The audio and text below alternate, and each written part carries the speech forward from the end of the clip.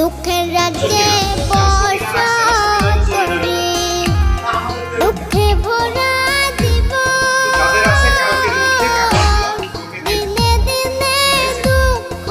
বাড়ে, হয় না কেন মরণ